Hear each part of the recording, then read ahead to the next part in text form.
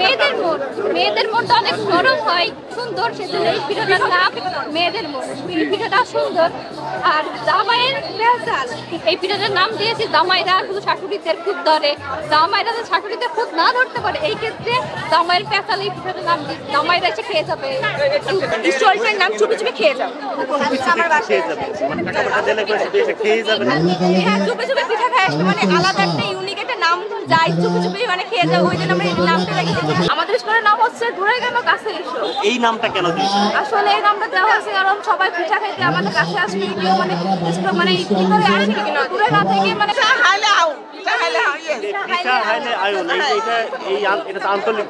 আঞ্চলিক ভাষা আমরা জাস্ট মজা ফান করছি।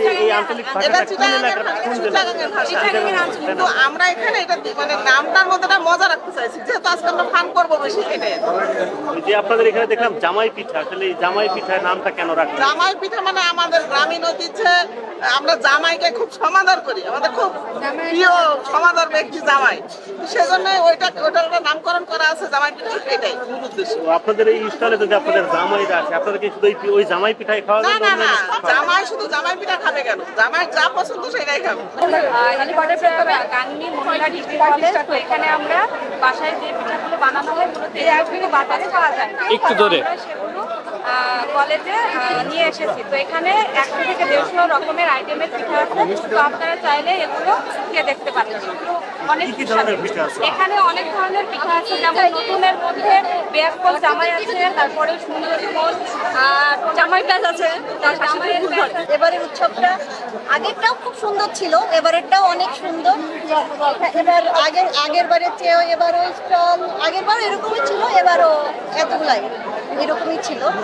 তো অনেক ভালো, অনেক রকমের পিঠা, অনেক সুন্দর আয়োজন হয়েছে। আমি অনেকগুলো ভালো, অনেক ভালো, অনেক টেস্টি। এই স্টলগুলো কি শুধু আপনাদের কলেজের মেয়েরা না বাহির থেকে? বাইরের যে মোট 25টা স্টল বরাদ্দ হয়েছে, অনেকেই স্টল নিয়েছে। তার মধ্যে আমরা হচ্ছে আমার বান্ধবীরা, আমি দ্বাদশ শ্রেণীর স্টুডেন্ট, তো আমাদের হচ্ছে স্টলে 25 থেকে 27 রকমের পিঠা আছে। এখানে স্টলে প্রত্যেকটা হচ্ছে ঐতিহ্যবাহী পিঠা এবং প্রাকৃতিক দৃশ্য অনুযায়ী সাজানো হয়েছে, যাতে এই পরিবেশটা দেখতে গ্রাম্য পরিবেশের মতো লাগে। গ্রামের পিঠা উৎসব মানেই তো আমরা জানি যে হচ্ছে গ্রামের ঐতিহ্য, তাই এই ঐতিহ্য আমরা ধরে রাখার জন্য আমরা হচ্ছে আয়োজনগুলো করছি।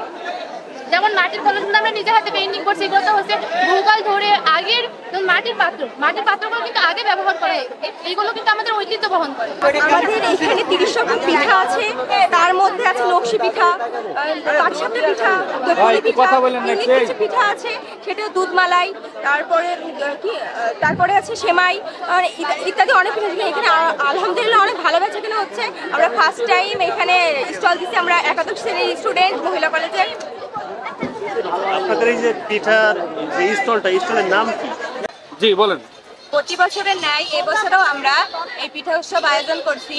তো আমাদের খুবই ভালো লাগছে আজকে আমরা এই পিঠা উৎসবে অংশগ্রহণ করতে পেরেছি।